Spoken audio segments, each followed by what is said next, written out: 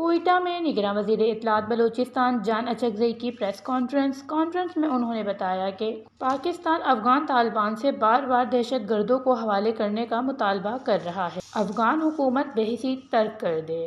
یہ صورتحال بہت تشویشناک ہے۔ ہمارے افغانستان سے دیرینہ رشتے ہیں۔ پاکستان نے افغانستان میں سوویت مداخلت سے اب تک بے شمار قربانیاں دی ہیں۔ دہشت گردوں کی حوصلہ شکنی کی بجائے انہیں بلا روک ٹوک دہشت گردی کے اڈے اور جدید ہتھیار ملنا باعث تشویش ہے۔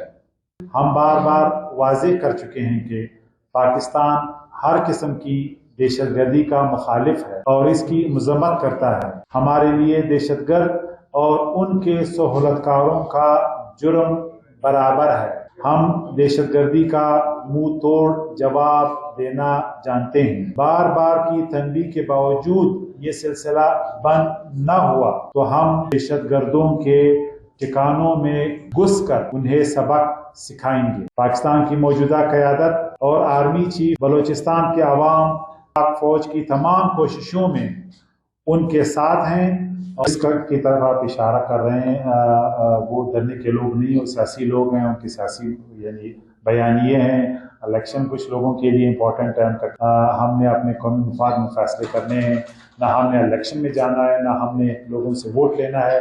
ہم الیکشن کمیشن کی ہر طرح سے ہم ہیلپ کریں گے، انوائرمنٹ کریٹ کریں گے کہ الیکشن ابھی جو لیٹسٹ واقعہ ہوا تھا جوب میں 31 اکتوبر کو، اس میں 6 دہشت گرد افغان تھے۔ اسی طرح خود امریکہ کے کانگریس نے بھی یہ کہا ہے کہ افغان طالبان نے جو اسلحہ ہے وہ اپنے فرانچائز TTP کو جو ہے وہ حوالے کیا ہے۔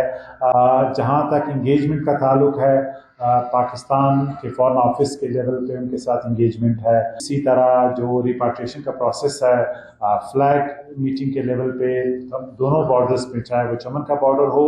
کہا کہ چمن دھرنے کے شرکاء اور افغان حکومت سے رابطے میں ہیں۔ ڈبل گیم نہیں ہونی چاہیے۔ ملک کے مفاد میں جو فیصلہ ہوا وہ فیصلہ ہی کریں گے۔